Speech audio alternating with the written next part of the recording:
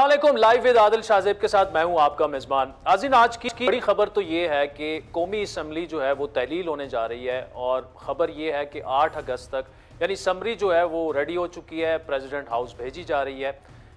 तो कौमी असम्बली तहलील होने जा रही है, लेकिन साथ साथ तहरीक इंसाफ भी तहलील होती हमें दिख रही है। पहले इस्तेकाम पार्टी उसके बतन में से उसने जन्म लिया, उसके बाद परवेज़ खटक साहब ने जो है अपनी पार्टी लॉन्च कर रही है, तहरीक इंसाफ पार्लियामेंटेरियन का उसे नाम दिया गया।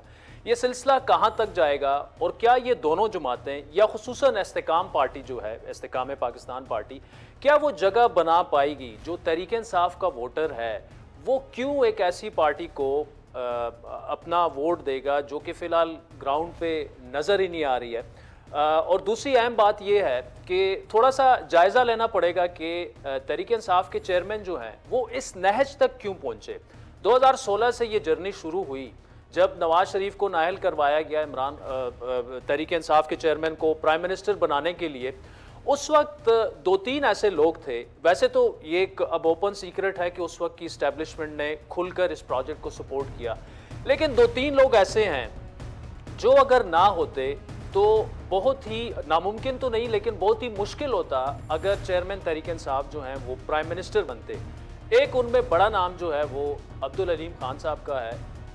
उन्होंने फनली भी काफ़ी ठीक ठाक सपोर्ट किया और अदरवाइज़ पॉलिटिकली भी इतना सपोर्ट किया, लेकिन उनको जो सिला मिला वो भी हमारे सामने है। तो आज हमारे खुसूसी मेहमान हैं इस्तेकाम पाकिस्तान पार्टी के सरबरा जनाब अब्दुल अलीम खान साहब। खान साहब, thank you so much for joining अस।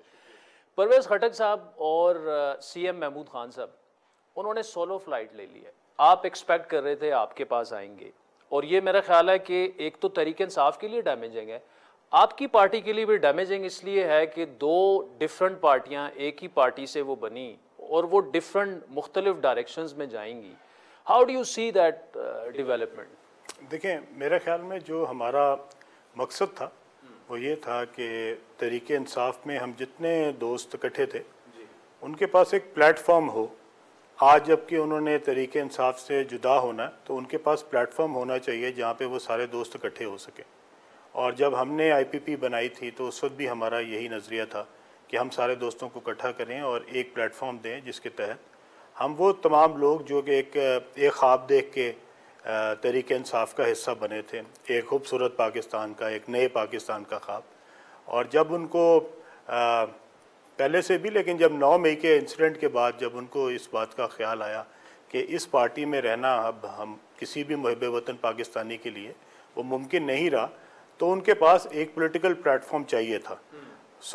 ये ज़रूर हो सकता है कि आज परवेज़ खटक साहब ने जो पार्टी बनाई है वो इस सोच के साथ बनाई हो, क्योंकि हमारे चेयरमैन जो हैं जहांगीर साहब, उनका ताल्लुक़ भी पंजाब से है, मेरा ताल्लुक़ भी पंजाब से है, तो उनको लगा हो कि शायद उनको पंजाब जो है वो ज़्यादा इसमें ज़्यादा आंसर नज़र आया हो IPP में। लेकिन हमारे दरवाज़े जो हैं वो तमाम पाकिस्तानियों के लिए, तमाम मुहिब वतन पाकिस्तानियों के लिए वो खुले हैं। और इंशाअल्लाह बेशक उन्होंने जमात अलग बना ली है, लेकिन जिस नज़रिए के तहत वो पार्टी उन्होंने अलग बनाई है हमारा भी वही नज़रिया। और हम इस नज़रिए के तहत जो है वो जिस पे हम सारे इकट्ठे थे, मुत्तफ़िक थे तहरीक इंसाफ पे, आज हम सारे जो हैं वो अपनी अपनी पार्टी में होने के बावजूद नए पाकिस्तान के लिए, खूबसूरत पाकिस्तान के लिए, खुशहाल पाकिस्तान के लिए इंशाअल्लाह हम सारे मिल के कोशिश करेंगे। खान साहब, वो नज़रिया क्या है? क्योंकि एक तासुर तो ये है कि 9 मई के वाक़यात हुए, आपकी पार्टी बनी, फिर अब परवेज़ खटक साहब की पार्टी बन गई और तासुर यही है कि इस्टेब्लिशमेंट की छतरी के नीचे ये दोनों पार्टियां बन रही हैं। तो नज़रिया अगर होता तो ये पार्टियां तो 9 मई से पहले बन जानी चाहिए थी। जी, आपने ठीक कहा। ये जो हमारा नज़रिया है ये तो असल में उस दिन था जिस दिन हमने 2010 में या 2009 में या कुछ लोगों ने उससे भी पहले तहरीक इंसाफ ज्वाइन की थी। नज़रिया तो यही था आदिल भाई कि हम चाहते थे कि पाकिस्तान जो है वो तरक्की की राह पे गामज़न हो और हम अपने बच्चों के लिए एक खूबसूरत पाकिस्तान छोड़ के जाएं। और हमने इमरान खान का और तहरीक इंसाफ का साथ इसीलिए दिया था और सारे दोस्त उस पर शामिल हुए थे। मैं ये नहीं कहूँगा कि लोगों को पॉलिटिकल इंटरेस्ट नहीं थे। पॉलिटिकल पार्टी में जब कोई शामिल होता है तो उसके पॉलिटिकल एम्बिशंस भी होते हैं। खान साहब का भी था, खान साहब भी प्राइम मिनिस्टर बनना चाहते थे और अल्लाह ने उनको बना दिया। इस तरह जो बाकी लोग थे, अगर कोई MNA बनना चाहता था या MPA बनना चाहता था या कोई वजीर बनना चाहता था, तो इसमें भी कोई बुराई नहीं है। अगर हमारा कोई काउंसलर भी अपने इलेक्शन लड़ता है तो वो काउंसलर बन के अगर आवाम की खिदमत करता है और ईमानदारी से करता है तो मेरे ख्याल में पॉलिटिक्स में हर एक का हक है। लेकिन हुआ ये कि जब ये सारा कुछ हो गया और उसके बाद हमने एक स्ट्रगल की, और वो स्ट्रगल जो है वो बड़ी मुश्किल वाली स्ट्रगल थी, ख़ास तौर पे उन लोगों के लिए जिनके कारोबार थे, जिनके स्टेक्स थे, और वो गवर्नमेंट के ख़िलाफ़ जो है वो 8 साल खड़े रहे इमरान खान के साथ, और उन्होंने हर वो मुश्किल जो है वो बर्दाश्त की, हौसले से बर्दाश्त की, लेकिन वो इमरान खान के साथ खड़े होकर उन्होंने पाकिस्तान के लिए और नए पाकिस्तान के लिए जो है वो जदोजहद की। मैं पहले भी ये बात कह चुका हूँ, मैं आपको प्रोग्राम के तवसत से अपने जो लोग देख रहे हैं उनको ये कहना चाहता हूँ कि इमरान खान साहब जो है वो 2010 में हीरो नहीं बने थे। इमरान खान साहब तो हीरो बने थे पाकिस्तान के 1992 का वर्ल्ड कप जीतने के बाद। उसके बाद उन्होंने बेशुमार इलेक्शन लड़े और उसमें किसी में उनके 2000 वोट निकलते थे, कभी 3000 वोट निकलते थे, कभी 5000 वोट निकलते थे। तो वो कोई नए हीरो नहीं बने थे, हीरो तो वो 92 में बन गए थे। उसके बाद जब उन्होंने एक अपना नजरिया दिखाया तो वो नजरिया था शौकत खानम के ऊपर, नमल यूनिवर्सिटी के ऊपर। और वो शौकत खानम क्या था? शौकत खानम एक ऐसा हॉस्पिटल था सबसे पहले जो उनकी वालदा के नाम पे रखा गया था। तो हम सारे जो है चूंकि अपनी माओं से बड़ी मोहब्बत करते हैं, तो एक तो हम इमोशनली उसके साथ अटैच थे। दूसरा, एक बहुत अच्छा सक्सेसफुल मॉडल था जिसमें प्रोफेशनल्स थे और ईमानदार प्रोफेशनल्स थे, और फिर खान साहब ने अपने आप को उसमें से पीछे कर लिया और उन प्रोफेशनल पे भरोसा किया, जैसे कि डॉक्टर फैसल सुल्तान है या उनकी टीम है। वो बहुत अच्छे लोग, बहुत ईमानदार लोग, बहुत स्ट्रेट फॉरवर्ड लोग और बहुत कॉम्पिटेंट लोग हैं, और उन्होंने फिर शौकत खानम चलाया। खान साहब का काम सवाए साल में उनके लिए डोनेशन इकट्ठे करने के और उसकी जो एडमिनिस्ट्रेशन है उसमें कोई नहीं था। सो हम ये समझते थे कि इमरान खान साहब जब वजीर आज़म बनेंगे, जब अल्लाह ताला उनको इक़्तिदार में लाएगा, तो वो इसी तरह के प्रोफेशनल्स, इसी तरह के ईमानदार लोग जो है वो गवर्नमेंट के हर डिपार्टमेंट के ऊपर एज अ हेड बिठाएंगे। और उन्होंने ऐसा किया ना, पंजाब में बुजदार साहब लेके आ गए, वहाँ पे महमूद खान। जी हाँ, जब उन्होंने जो उन्होंने दिखाया था उसके आदिल भाई सबसे बिल्कुल उलट जो है वो किया। एक तरफ हमें फैसल सुल्तान दिखा के और ईमानदार की आदत दिखा के और शौकत खानम दिखा के उन्होंने फिर बुजदार दिया, फरागोगी दी और बाकी लोगों को दिया। सो दिखाया हमें जो है वो फैसल सुल्तान था, दिया बुजदार, दिखाई ईमानदारी थी, बाद में दी फरागोगी। सो बेसिकली खान साहब 2018 से वजीर आज़म बनने से पहले एक डिफरेंट आदमी थे, 2018 के बाद वो एक डिफरेंट आदमी थे। वो नहीं थे जिसको वो प्रचार करते थे। इस पे तफसीली गुफ्तगू करेंगे, लेकिन चूंकि डिस्कशन IPP से शुरू हुई तो मैं एक सवाल उस पर करना जरूरी समझूंगा। पार्टी आपने अनाउंस कर दी है, ग्राउंड पे कहीं नजर नहीं आ रही, ना कोई जलसे जुलूस हैं, ना आपके पास तो इतने कारकुनान नहीं है कि जो पोलिंग स्टेशन आपके पोलिंग एजेंट बन सके, ना आपका जो पैटर्न इन चीफ है वो एक्सेसिबल ही नहीं है। वो खैर एक तो वो डेथ हो गई है, लेकिन वो भी कहीं नजर नहीं आ रहे। लोग मुलाकातें करते हैं, एक सियासी एक्टिविटी होती है। आप कैसे दावा कर सकते हैं कि जहांगीर तरीन साहब वजीर आजम बनेंगे? आप एग्जिस्ट ही नहीं करते। देखें, एज ए जर्नलिस्ट मैं ये जी आपका बिल्कुल राइट है आदिल भाई। बात यह है कि तरीन साहब जो हैं, आपको पता है कि पहले तो वो इलाज के लिए अपने लंदन गए थे जी।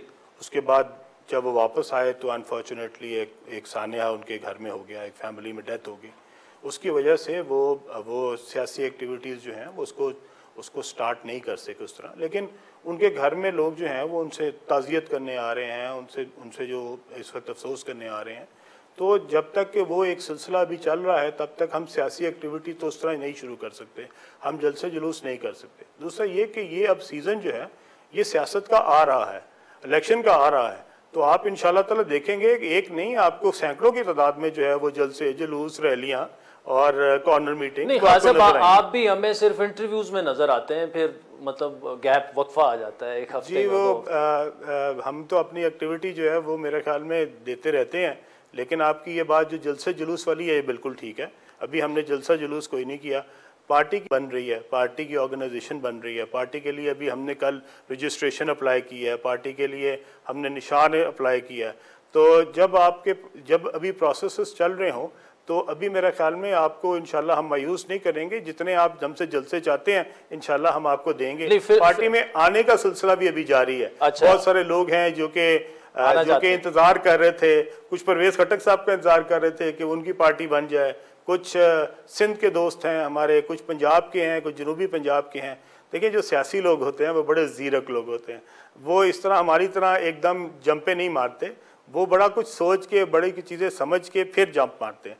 तो इसलिए वो बावजूद इसके कि बहुत सारे दोस्त तरीके इंसाफ से जो है वो ला ताल्लुकी का ऐलान कर चुके हैं, लेकिन अभी तक वो हमसे जो है वो निगोशिएट कर रहे हैं, कोई अपनी सीटें कंफर्म कर रहा है, कोई अपनी टिकटें कंफर्म कर रहा है। तो ये सारी चीज़ें चल रही हैं। तो इंशाल्लाह आपको बहुत सारी एक्टिविटी, बहुत सारी जो पॉलिटिकल एक्टिविटी है वो नज़र आएगी। बस ज़रा ये जो हमारा इलेक्शन का 2-3 महीने हैं, इसमें इंशाल्लाह ताला हम सारे बहुत फाल नजर आएंगे। ये 2-3 महीने खान साहब इतने हैं कि जो आपका दावा है कि वज़ारत आला पंजाब भी आपको मिलेगी, वज़ीर आज़म भी तरीन साहब बन जाएंगे, वो होता, देखिए फ्रैंकली स्पीकिंग हमने भी काफ़ी इलेक्शंस कवर किए हैं, देखे हैं। तहरीक इंसाफ का वोटर तोड़ने के लिए आपको जो स्ट्रेटजी चाहिए, आपको जो पार्टी चाहिए, आपको तो वो अभी तक हमें उस पर काम होता नज़र ही नहीं आया। देखें जो हमारा मंशूर है ना, सबसे इम्पोर्टेंट वो है। मंशूर क्या है? मंशूर ये है कि हमने 5 साल 4 साल जो तहरीक इंसाफ है उसकी, और 1 साल जो है वो उसके बाद अगली हुकूमत को भी देखा है। और हमने देखा है कि लोगों के, आम आदमी के मसाइल जो हैं वो क्या हैं, आम आदमी क्या चाहता है, उसको रिलीफ कहाँ चाहिए। हमने उस रिलीफ के तहत उसका पैकेज बनाया। आम आदमी को सबसे बड़ा जो मसला है, एक तो उसको एक कम अज़ कम जो उजरत है वो उसकी 50,000 हमने कहा है कि वो उसको देनी चाहिए। ये एक आम आदमी का बहुत बड़ा इशू है। 50,000 जो है वो कम अज़ कम एक आदमी की तनख्वाह हो तो उसको एक मैं नहीं कहता कि वो भी फिर भी कोई कंफर्टेबली रह सकता है, लेकिन वो एक इज़्ज़तदार तरीके से जो है वो अपना गुजारा कर सकता है। उसके बाद उसके लिए जो एक बहुत बड़ा इशू है वो बिजली के बिल है। और एक ऐसा आदमी जो कि बिल्कुल गरीब है और उसके लिए अगर 10,000 का बिल या 5,000 का बिल आ जाता है तो ये बहुत बड़ा उसको धचका होता है और वो इसको अफोर्ड नहीं करता। हमने कहा है कि एक ऐसा शख्स जो कि 300 यूनिट तक इस्तेमाल करता है, जिसके घर का बिल जो है वो 300 यूनिट से कम है, उसका ये बिल जो है ये हुकूमत अदा करेगी। हुकूमत कहाँ से अदा करेगी? लोग मुझे पूछते हैं ये कहाँ से पैसे आएंगे। हमारे पास BISP एक प्रोग्राम मौजूद है, बेनज़ीर इनकम सपोर्ट प्रोग्राम। उसके तहत जो है हम पावर्टी एलिवेशन के अंदर इसके अंदर पैसे एक्स्ट्रा करेंगे, इसको बढ़ाएंगे। बहुत सारे पैसे जो हैं वो आप गवर्नमेंट जो है इसको इन्हांस कर सकती है, बहुत सारे पैसे जो हैं वो जनरेट कर सकती है, जिससे आप आम आदमी तकलीफ को दूर कर सकते हैं। इसके साथ साथ मैं चाहता हूं कि हमारे पास जो कि गरीब किसान है, जिसकी 12-12.5 एकड़ तक की जो है वो ओनरशिप है, उसको हम जो उसके ट्यूबवेल का जो बिल आता है बिजली का, उसको भी जो है वो हम उसको माफ़ करें, उसकी भी फ्री बिजली करें, ताकि उसकी जो आमदनी है वो भी बेहतर हो सके। सो एक आम आदमी जिसका घर का बिल और उसके अगर वो ज़िम्मेदार है तो उसके ट्यूबवेल का बिल जो है वो हुकूमत उठाए। इसके साथ साथ हम जो हमारी हेल्थ प्रोग्राम है उसमें हम बेसिक हेल्थ यूनिट की तरह पे जो हमारे शहरी इलाके हैं उसमें हम डिस्पेंसरीज लेके जाना चाहते हैं जो कि हर यूनियन काउंसिल की सतह पे हों, ताकि जो हमारा लोड आता है बड़े हॉस्पिटल्स में जो कि हमारे शहरी इलाके हैं उनमें, वो ख़त्म हो सके। वहाँ पे डॉक्टर्स मौजूद हों, वहाँ पे डिस्पेंसरी मौजूद हो और वहाँ पे 24 घंटे जो है वो डॉक्टर्स उनके लिए जो है वो फ्री जो मेडिसिन है वो लेके दें। इसी तरह हमारे पास जो ट्रांसपोर्ट है, हम चाहते हैं कि तमाम बड़े शहरों के अंदर जो आपकी इलेक्ट्रिक बसें हैं उनको लाया जाए, उनको चलाया जाए। ये जो 70 अरब रुपया हम पुल बनाने पे लगा देते हैं और उस पर बस आखिर में हम बस ही चलाते हैं, ये 70 अरब रुपये से हम पूरे पाकिस्तान के शहरों में जो है ये बसें चला सकते थे, जो हमने सिर्फ एक शहर में, और उसी तरह एक 70 अरब रुपये से पेशावर में और 70 अरब रुपये से लाहौर में हमने सिर्फ 100 बसें चलाई हैं। अगर आप उसमें अपना जो है इसकी कॉस्ट निकालें तो एक बस जो थी वो 2 करोड़ रुपए की थी। सो अगर 2 करोड़ रुपए के हिसाब से देखें तो 100 बसों की कीमत सिर्फ 2 अरब रुपया, पर प्रोजेक्ट की कॉस्ट देखें तो 70 अरब रुपया। यानी कि 70 अरब रुपया लगा के एक्चुअल जो बस चली वो सिर्फ 2 अरब की थी। और ये सिर्फ लाहौर में नहीं हुआ, यही पेशावर में भी हुआ जाके। तो दोनों आपका प्लान तो बड़ा अच्छा है, लेकिन फिल वक्त आपका बड़ा चैलेंज जो है वो वोटर को अट्रैक्ट करना, कारकुन को अट्रैक्ट करना और ग्राउंड पे थोड़ी सी अपनी सिचुएशन हम उसमें ना एक मुतबादल क़यादत के तौर पे आ रहे हैं। देखिए जब लोग जो है वो पीटीआई को छोड़ रहे हैं, तो जब पीटीआई को छोड़ रहे हैं तो उन्होंने अपने तमाम हलकों में, हमारे देहाती हलके भी हैं, शहरी हलके भी हैं, देहाती हलकों में लोगों की बरादरी का वोट है, लोगों के अपने एक पूरे का पूरा जो उनका कबीला होता है उसका वोट है, उनकी जो एफिलिएशंस होती हैं, उनके ग्रुप्स होते हैं उनका वोट है, इवन शहरों में हमारे जो ग्रुप्स होते हैं उनका वोट होता है। ये सारे के सारे जो हैं ये एक कैंडिडेट के साथ मुंसलिक होते हैं, और जब वो कैंडिडेट जो है वो किसी जमात में जाता है तो ये सारे लोग भी उसके साथ जाते हैं। सो अभी हमारे पास बेशुमार लोग ऐसे हैं जो कि अपने हलकों में, जो कि सो कॉल्ड इलेक्टेबल्स हैं, वो इलेक्टेबल्स जो हैं वो हमारे साथ राब्ते में हैं। सो आप देखेंगे कि इंशाल्लाह आइंदा आने वाले शमूलियतें होंगी, आपको बहुत सारी शमूलियतें। अच्छा खान साहब, आखिरी सवाल फिर ब्रेक पे मुझे जाना है, और वो सवाल भी आपकी पार्टी के बारे में ही है। आप बतौर सरबरा ये फैसला करते हैं कि आपके जो काबीना के 2 मेंबरान हैं, और चूंकि आपने इलेक्शन ही पीडीएम के खिलाफ लड़ना है, तो इट डजंट मेक एनी। अगर मैं एज ए वोटर इस वक्त सोचूं कि यार आप उनकी कैबिनेट का हिस्सा हो, तो आप उनके खिलाफ अब कैसे मुझसे आके वोट मांग रहे हो?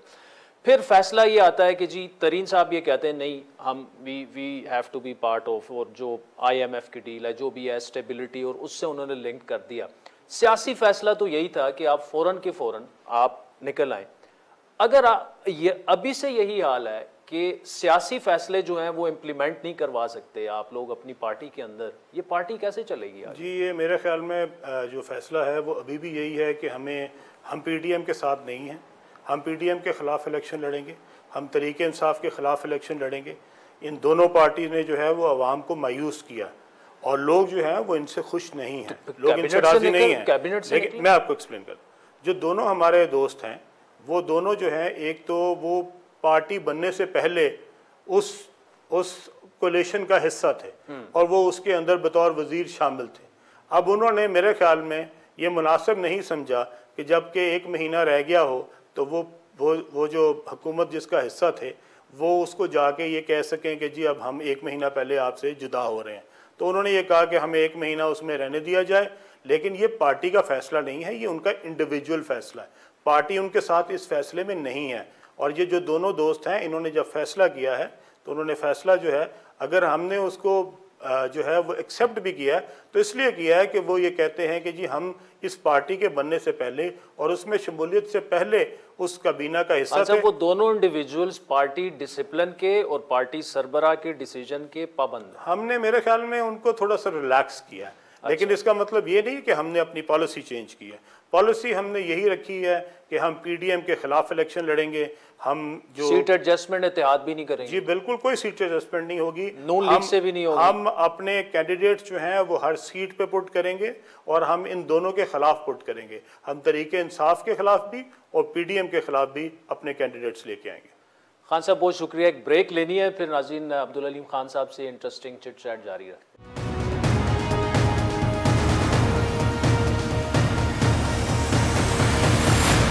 वेलकम बैक नाज़रीन, इस्तेकाम पाकिस्तान पार्टी के सरबरा अब्दुल अलीम खान साहब हमारे साथ मौजूद है। खान साहब, ब्रेक से पहले मैंने तो वैसे एक और टॉपिक की तरफ बढ़ना था, लेकिन एक लंबी चौड़ी आपने जो भी आपने मंशूर दिया, पीटीआई ने भी यही दिया था, 50 करोड़ नौकरियां और पता नहीं कित 50 करोड़ 1 लाख घर, इस तरह का कुछ था।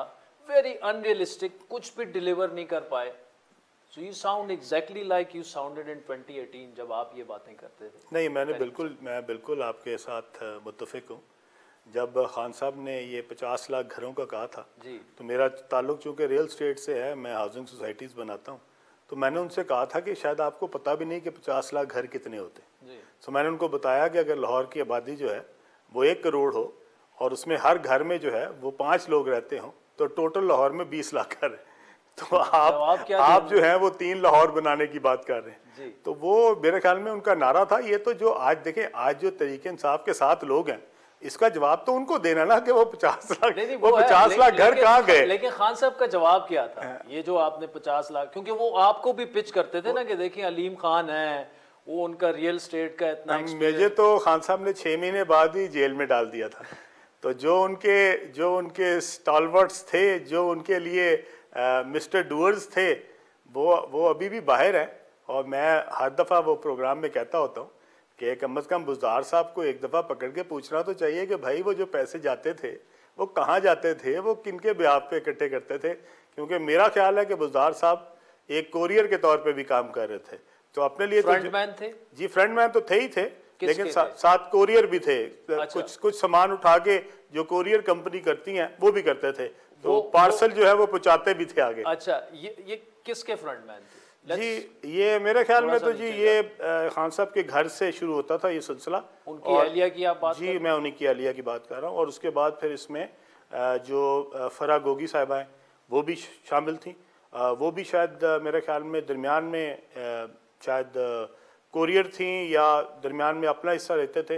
ये सारे जो ना हिस्से बाय हिस्सा जा रहा था ऊपर तक, और इसमें बहुत सारे लोग थे। देखिए, बहुत ये बड़ा दावा है, और मतलब आप तो अदरवाइज ये कह रहे हैं कि इमरान खान साहब भी करप्ट थे, उन्हें सारा सब कुछ पता था, लेकिन मैंने इस सारे काम में से ये नहीं कहा कि इमरान खान साहब खुद जाती तौर पे करप्ट थे। आप अभी भी समझते हैं? मुझे ये पता है कि उनको इस बात का पता था, क्योंकि उनको तमाम एजेंसियां बता रही थी। और उनको जब उस वक्त के ISI चीफ ने, जो आजकल आर्मी चीफ हैं, जब उन्होंने जाके ये बात उनको बताई थी कि आपके घर में ये जो सामान है ये लाया गया है, ये रिश्वत का माल है जो आपके घर में इस वक्त मौजूद है, तो मेरे ख्याल में उन्होंने बजाय इसके कि अपने घर में जाके चेक करते, उन्होंने जो उस वक्त के ISI चीफ है उनको बदल दिया। खान साहब को इस बात का इल्म था। ये नहीं हो सकता कि सारी पाकिस्तान की एजेंसियां, उसमें स्पेशल ब्रांच होती है, उसमें MI होती है, उसमें ISI होती है, वो सारे के सारे खान साहब को ना बताते हों। लेकिन खान साहब ने उसको ना सिर्फ फैसिलिटेट किया, बल्कि उसके ऊपर जो है वो अपनी आंख बंद रखी और मुंह जो है वो फेर लिया। तो सरफे नजर क्यों, अगर आप अभी भी ये समझते हैं कि वो जाती तौर पर करप्ट नहीं है, सरफे नजर फिर क्यों किया? आपकी क्या अंडरस्टैंडिंग है? मेरे ख्याल में खान साहब जो थे वो शायद वो कैप्चर हो चुके थे मेंटली तौर पे अपने घर वालों के हाथ। और मेरे ख्याल में उनके जो जितने भी डिसीजंस थे 2018 के बाद, जब से उनकी शादी हुई थी, उसके बाद उन डिसीजंस में उनका अमल दखल कम था और किसी और का अमल दखल ज़्यादा था। जो चीज़ें भी थी वो डायरेक्ट हो गई थी, और इमरान खान साहब जो है वो उसमें से सिवाय अपनी नज़र किसी और साइड पे करने के वो कुछ भी नहीं कर रहे थे। अब ये क्या रूहानी तौर पे उनके साथ हो रहा था, या अमली तौर पे हो रहा था, या वो कंसेंट के साथ कर रहे थे, इसका जवाब तो अल्लाह मियाँ को पता होगा या खान साहब को पता होगा। रूहानी तौर पर मतलब कैसे? मतलब वो अमलियात तो थे ना वहाँ पे। अब अमलियात किस लेवल तक के थे मुझे नहीं पता, किस लेवल तक के थे, लेकिन अमलियात तो थे। अच्छा खान साहब, आप तकरीबन 6 महीने जैसी गवर्नमेंट आई, आप पर FIR हो जाती हैं, नैब वगैरह, पूरा सारा मामला जो है। खान साहब खुद भी ये समझते हैं, उनकी पार्टी भी ये समझती है कि आप एक करप्ट शख्स थे, आपने जो सोसाइटी बनाई वो गैर कानूनी थी, अरबों रुपए उससे कमाए, और चूंकि तहरीक इंसाफ की हुकूमत ने इंसाफ देना था आपको, आप पर FIR हुई, तो उसके बाद से आप उनके खिलाफ हो गए, और उसके बाद that's why you parted ways. जी बिल्कुल। मैं तो 2010 से मैं आपको बताऊं कि ये सोसाइटी जिस पे खान साहब ने कहा कि ये एक 300 एकड़ ज़मीन जो है वो अलीम खान लेना चाहता था, जो कि ग्रीन थी जी, और वो उसको ब्राउन कराना चाहता था। मेरे पे तो उन्होंने यही इल्ज़ाम लगाया, इसके अलावा तो कुछ नहीं लगाया। तो वो जो 300 एकड़ ज़मीन थी, अब वो किसके पास है? वो 300 एकड़ ज़मीन जो है वो रूडा के अंडर है, और जो रूडा जो है वहाँ पे एक river Ravi urban development project बना रहा है, परवेज इलाही साहब। ठीक है। सो वो जो लैंड है उसके ऊपर अब हाई राइज टावर्स बन रहे हैं, उसके ऊपर जो है वो शॉपिंग मॉल्स बन रहे हैं, उसके ऊपर जो है वो घर बन रहे हैं, फ्लैट्स बन रहे हैं। जब पूरा रूडा जो है वो ज़मीन के ऊपर, जो कि ग्रीन ज़मीन थी, उसको ब्राउन करके, तो पूरा का पूरा रूडा जो कि कई लाख कनाल है वो बना सकता है, तो उस ज़मीन में से 300 एकड़ ज़मीन पे अलीम खान अपनी सोसाइटी क्यों नहीं एक्सटेंड कर सकता? तो ये खान साहब को ये भी तो बताना चाहिए कि अलीम खान के लिए वो ज़मीन ग्रीन थी, पर रूडा के लिए वो ज़मीन ब्राउन थी। ज़मीन तो वही है, ज़मीन देखें, ज़मीन आपके लिए आदिल भाई ठीक है ग्रीन नहीं रह सकती अगर मेरे लिए ग्रीन नहीं है। हम दोनों के लिए या ग्रीन होगी या ब्राउन होगी। और ये कोई करप्शन तो नहीं है कि ये रूडा करे तो ये ग्रीन ब्राउन हो जाती है, और जब अलीम खान करे तो वो करप्शन किस तरह? मैं कोई सरकारी जमीन तो नहीं ले रहा। देखिए मैं आपको इसको एक्सप्लेन करता हूं। ये जो जमीन है ये प्राइवेट ओनर्स की है, ठीक है, और जमीन जो रूडा ले रही है वो थ्रू एक्विजिशन ले रही है, जिसको आप गवर्नमेंट के जरिए जो ज़मीन एक्वायर करते हैं वो है। जबकि अलीम खान जो ले रहा था वो तो लोगों से निगोशिएट करके पैसे दे के फिर ले रहा था, मैं कोई ज़मीन सरकारी तौर पे तो नहीं ले रहा था। तो मेरा काम एज अ प्राइवेट डेवलपर लोगों से जाके उनकी ज़मीन खरीद के उसके ऊपर सड़कें बना के प्लॉट बेचना है, इसमें क्या गैर कानूनी बात है? अच्छा, और अगर उसका स्टेटस जो है वो हाँ। देखिए मैं इसको एक्सप्लेन कर दूं, अगर उसका स्टेटस जो है वो ग्रीन था तो फिर आज वो जमीन जो है वो रूडा के अंदर क्यों है? और दूसरी बात ये कि मैं 9 साल खान साहब के साथ जब था, ये सोसाइटी मेरे पास उस वक्त भी थी। 2012 में मेरे वालिद साहब का इंतकाल हुआ तो उसके वहां पे तदफीन पे खान साहब मौजूद थे, जिनकी तदफीन इसी सोसाइटी में हुई थी। और खान साहब उस पे रात को वहां पे पहुंचे थे जब मेरी वालिद की तदफीन हो रही थी। अब मैं खान साहब से सिर्फ ये पूछता हूं कि जब खान साहब आप 2012 में आए थे तो वो कोई और सोसाइटी थी, आप खुद तो तशरीफ लाए थे इस सोसाइटी में, इसके बाद भी आप इसी सोसाइटी में तशरीफ लाते रहे हैं। तो ये सोसाइटी 2012 से लेके 2018 तक तो बिल्कुल ठीक थी। ये 2018 के बाद आपको कैसे पता लगा कि ये एकदम खराब हो गई है? खान साहब आपने तो एक्सप्लेन किया ना। अच्छा, एक और बात मैं आपको बता दूं, 2012 में खान साहब ने मुझे अपना एक दोस्त भेजा जिनके नाम था गोल्डी साहब। उनका नाम वैसे उमर फारूक है, लेकिन उनका वो एक है शेप्स के नाम से उनका एक अदारा भी है, और साथ उनके साथ एक और दोस्त है जिनका नाम मुबशर साहब था। और उन्होंने मुझे कहा कि मुबशर साहब के पास ज़मीन है इस्लामाबाद में, आप इनसे ले लें और इसके ऊपर अपनी सोसाइटी बना लें। तो ये मुझे ज़मीन जो है, जो मैंने इस्लामाबाद का प्रोजेक्ट बनाया है, ये मुझे खान साहब ने बिकवाई थी। अच्छा। तो भेजने वाले भी खान साहब थे, दोस्त जो उनके आए थे वो आज भी अल्लाह ताला उनको सलामत रखे, वो दोनों मौजूद हैं। आप उनसे पूछ लें कि क्या ज़मीन आपने अलीम खान को जाके इमरान खान के कहने पे बेची थी या किसी और के कहने पे बेची थी? तो खान साहब खुद तो मेरे पास बंदे भेजते थे कि जमीन खरीद लो, और बाद में फिर मुझे मेरे पे इल्जाम लगाना शुरू कर देते हैं कि ये जमीन ग्रीन थी। सोसाइटी जो इस्लामाबाद वाली है, ये जमीन खान साहब ने, जी खान साहब ने भेजी थी। उनके जो पहली जमीन जो कि मैंने 700 कनाल खरीदी, उनको क्या फायदा? वो आपको वो ये कहते थे कि जी मेरा ये दोस्त है और इसने लोगों के आगे पैसे देने हैं, जिसमें से वसीम अकरम साहब भी मौजूद थे और बहुत सारे लोग थे जो कि इमरान खान साहब से आगे शिकायत लगाते थे कि हमारे पैसे नहीं दे रहा। तो उन्होंने कहा यार तुम उससे जमीन खरीद लो ताकि मेरी जान भी छुट जाए और तुम इस जमीन से इसकी भी जान छुड़ा दो ताकि तुम इसके ऊपर हाउसिंग सोसाइटी बना दो। तो देखें हालात 2012 में 11 में और थे। अलीम खान जो था वो बहुत अच्छा आदमी था, बहुत नेक आदमी था, बहुत प्रोग्रेसिव आदमी था, करते थे इंटरव्यूज में। तो जब वो डिफेंड किया करते थे तो उस वक्त अलीम खान कोई और अलीम खान था। अच्छा, 2018 के बाद मैंने ऐसा कौन सा जुर्म किया होगा कि जब मैं 2018 का, आदिल भाई जरा सुने, ये इंपॉर्टेंट बात है कि मैं 25-26 जुलाई को इलेक्शन लड़ता हूँ। 2 सीटें जो थी वो मैं इलेक्शन पे लड़ा एमपीए की, और 1 सीट लड़ा एमएनए की। जी। मैं एमएनए की सीट हार गया और एमपीए की सीट जीत गया।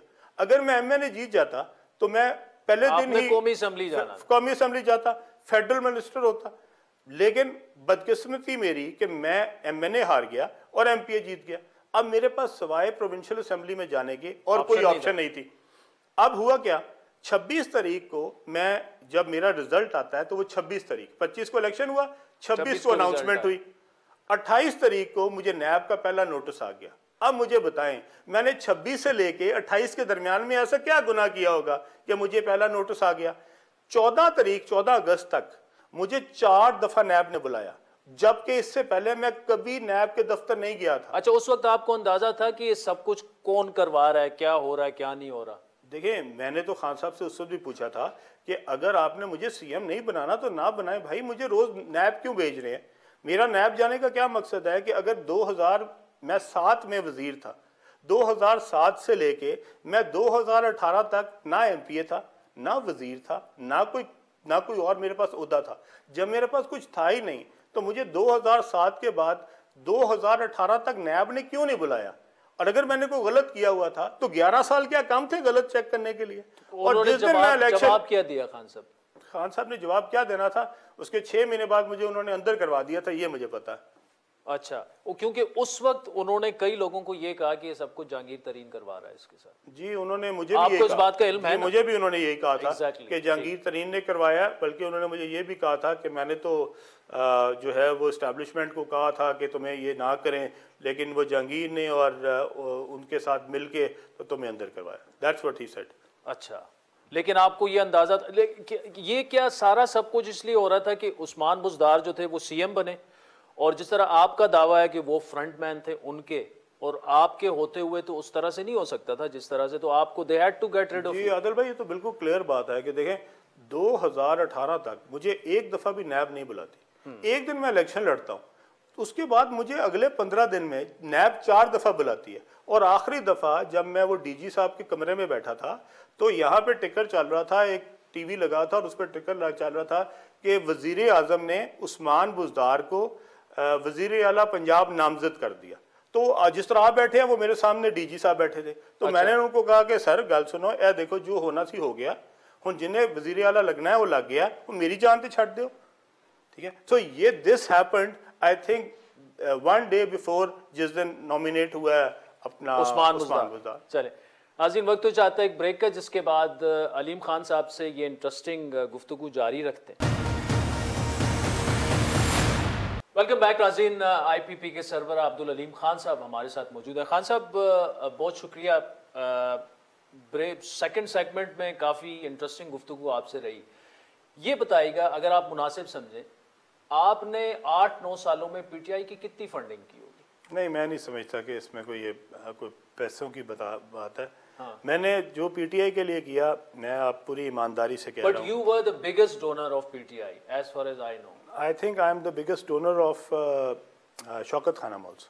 अच्छा, आज मतलब की PTI as well as आज की तारीख में शौकत खानम का सबसे बड़ा डोनर मैं हूँ।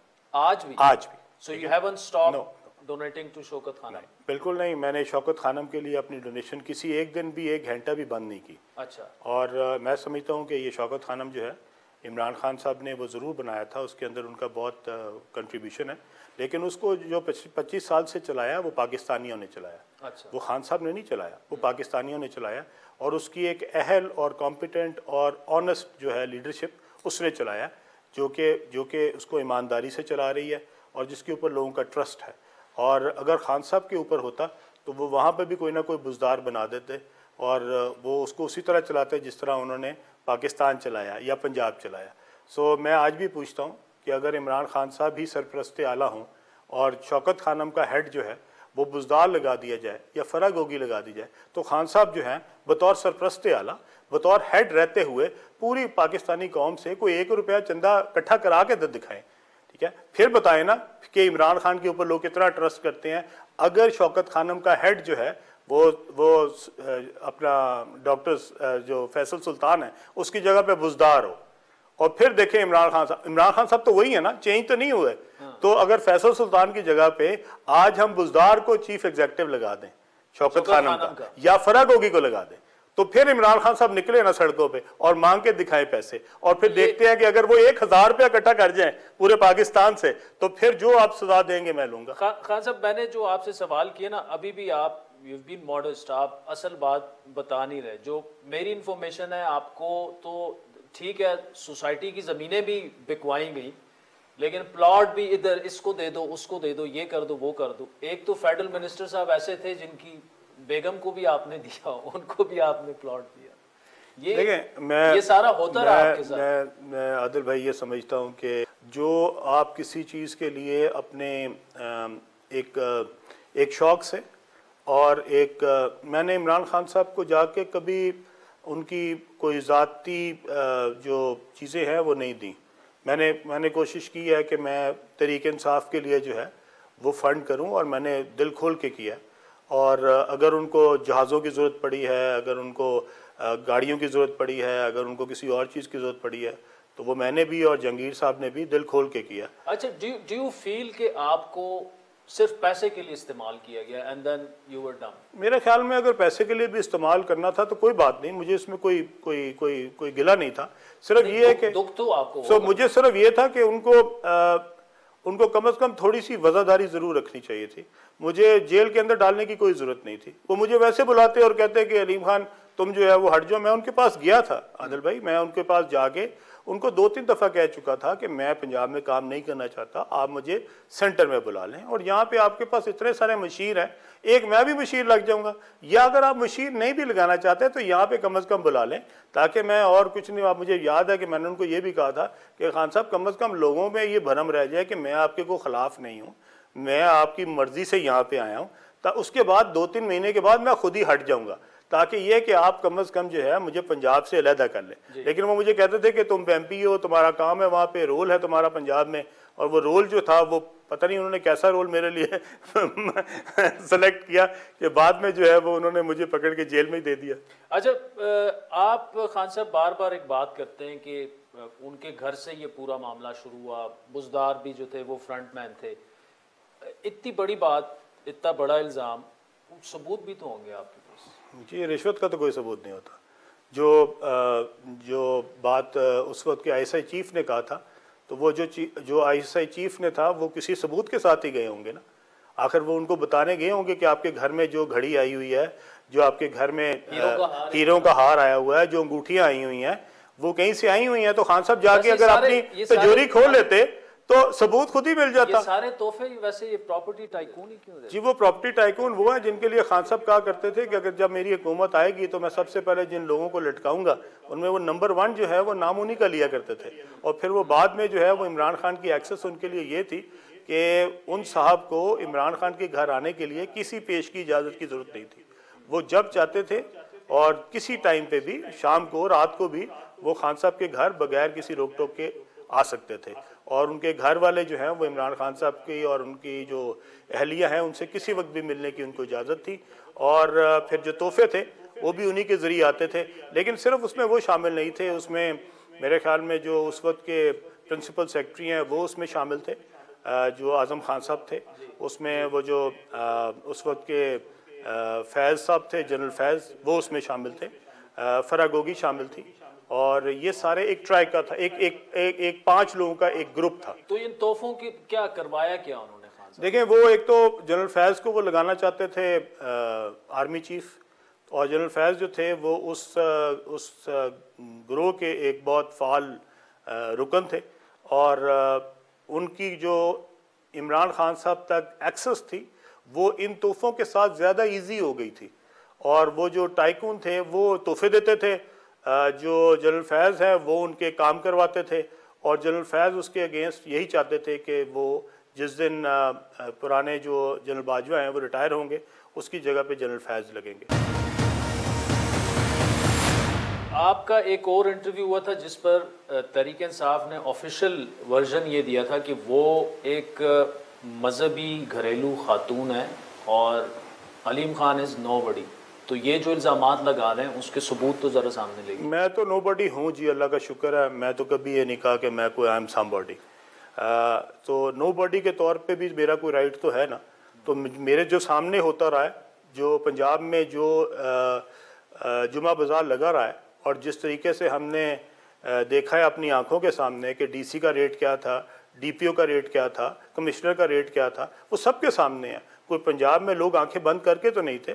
आप बड़े अच्छे अच्छे हमारे अफसरान हैं जो कि वहाँ पे हर महीने 2 के बाद तब्दील होते थे, और जिनको लगाया जाता था उनके साथ बाकायदा रेट किया जाता था और बताया जाता था कि आपका ये रेट है, आपने DC लगना है, और उसका ये रेट जो है ये सिर्फ 6 महीने के लिए है। तो वैलिडिटी भी दी जाती थी कि आपकी ये रिश्वत जो है ये कितने महीनों के लिए। तो 6 महीनों के बाद या आप दोबारा से हमें पैसे देंगे या आपको हटा के जो नए पैसे देगा उसको लगा दिया जाएगा।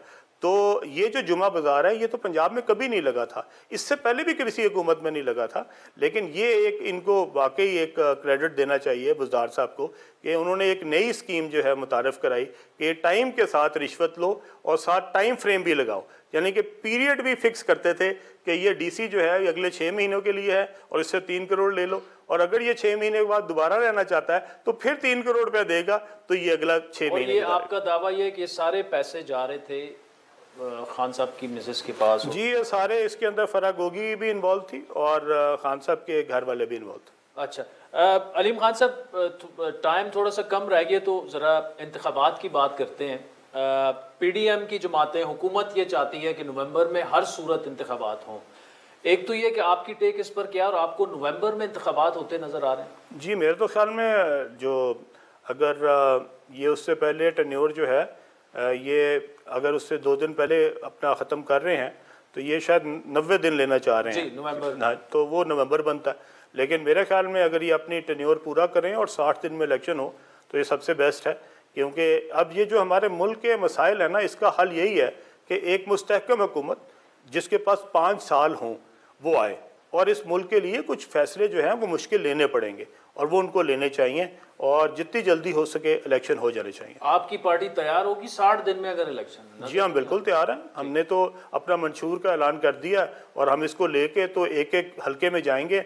हमारा कैंडिडेट जो होगा वो हर हल्के में होगा, और हम PDM की हुकूमत की जो कारकर्दगी है वो भी लोगों को बताएंगे, और जो इमरान खान साहब ने 4 साल किया है वो भी लोगों को बताएंगे। वज़ीर आज़म टेक्नोक्रेट होना चाहिए, कोई मईशतदान होना चाहिए, या सियासतदान कोई आना चाहिए? निगरान वज़ीर आज़म तो मेरे ख्याल में जी उसका रोल तो सिर्फ 90 डेज के लिए है। तो 90 डेज के लिए जो है एक ऐसा शख्स जिसके ऊपर पूरी कौम को ये एतबार हो कि वो फ्री एंड फेयर इलेक्शन करा देगा, कोई होना चाहिए। मेरे ख्याल में इसमें कोई इतनी बड़ी बात नहीं होती। अच्छा, अगर तो निगरान जो सेटअप है वो एक्सटेंड हो जाता है 3 से 6 महीने फॉर एनी रीज़न, मेरा नहीं ख्याल ये होना चाहिए।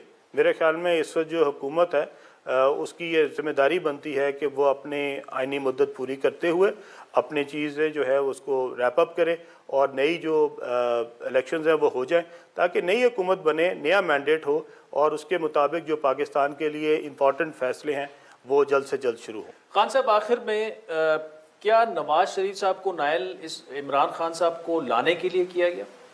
जी बिल्कुल, इसीलिए किया गया था। उस वक्त की इस्टेब्लिशमेंट ने ये सारा सब कुछ करवाया? जी, उसके अंदर बाकी लोगों का भी किरदार होगा, लेकिन इस्टेब्लिशमेंट का भी अमल दखल था। और जो नवाज शरीफ साहब हैं, मेरे ख्याल में इससे पहले बहुत सारी गवर्नमेंटों के अंदर जब ये होता रहा है, ये काम होता रहा है, तो ये काम जो था ये जिस वक्त किया गया उसके हम चूँकि उस वक्त हम PTI का हिस्सा थे, तो हमें ये पता है कि जो जहांगीर खान तरीन है वो भी साथ इसीलिए जो है वो साथ नथी हुए थे, क्योंकि नवाज शरीफ साहब ने नाहल होना था, और इधर से जो है वो जिस तरीके से अलीम खान को अंदर दे के, तो वो हर आपको पता होगा टॉक शो में कहते थे कि हम तो कोई जो है किसी के खिलाफ इंतकामी कार्रवाई नहीं कर रहे, देखो वो अलीम खान भी अंदर है, देखो सुल्तान खान भी अंदर है। तो अलीम खान और सुल्तान खान को क्यों अंदर किया गया था?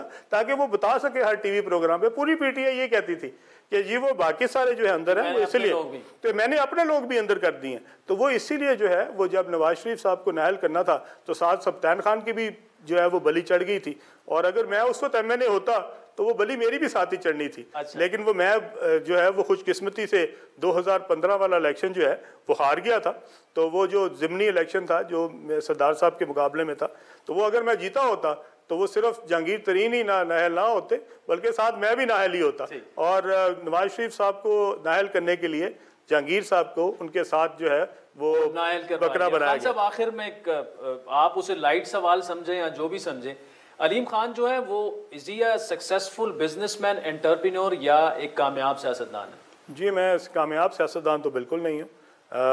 ये ज़रूर कह सकते हैं कि मैंने अपना हिस्सा जो है वो पाकिस्तान की तरक्की के लिए और पाकिस्तान की खुशहाली के लिए, जो मैं समझता था कि सियासत में मेरा किरदार होना चाहिए, और लोग जो कारोबारी होते हैं वो सियासत में नहीं आते, वो सारों के साथ बना के रखते हैं। आपको पता ही है हमारे कारोबारी लोग कैसे होते हैं, वो हर हुकूमत के साथ होते हैं। वो जिस वक्त जो मुशर्रफ साहब की हुकूमत थी वो उसके भी करीब तरीन थे, उसके बाद मियाँ साहब की आई तो वो उसके भी करीब तरीन थे, मुज़द्दारी साहब की आती है तो वो उसके भी बहुत करीब बन जाते हैं, और इसी तरह वो इमरान खान के भी करीब थे। तो जो कारोबारी लोग होते हैं वो सब के होते हैं, वो किसी एक के नहीं होते। लेकिन अगर कोई कारोबारी, मेरे ख्याल में अगर मेरे जैसा कोई निकले जो कि सर फिरा जिसको आप कह ले, जिसने ये तहैया किया हो कि नहीं मैंने अपना हिस्सा ज़रूर डालना है, और मैं सिर्फ बतौर अमीर आदमी नहीं मरना चाहता, मैं ये चाहता हूँ कि मुझे कौम जो है और मेरी जो पाकिस्तानी है वो याद रखें कि इसने एफर्ट की, कोशिश की कि वो एक खूबसूरत पाकिस्तान के लिए अपना हिस्सा डाल सके। और मैं इस दुनिया से जाते हुए ये तसल्ली के साथ जाना चाहता हूँ कि जो मेरे बस में था इस मुल्क की खुशहाली के लिए, अपने बच्चों के खूबसूरत मुस्तकबिल के लिए वो हिस्सा मैंने ज़रूर डाला। अलीम खान साहब, थैंक यू सो मच। बहुत शुक्रिया। बहुत शुक्रिया।